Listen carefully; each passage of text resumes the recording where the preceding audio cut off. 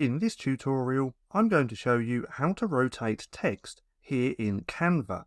Now, once you have text in your design that you want to rotate, you simply want to click onto that text, and then we can use this little icon underneath.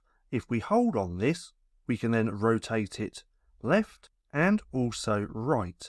Now, underneath, you can also see that it tells us the angle of rotation.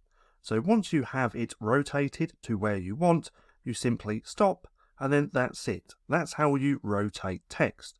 Now you can also, if we put this back, you can also rotate text and elements together. Now if we group all of this by dragging over the top, we then have the option to rotate all of this. We can then, again, use the icon which is underneath to slowly rotate it to how we want. So that's how to rotate text here in Canva. Now for more bite-sized Canva tutorials, click right here and watch this playlist.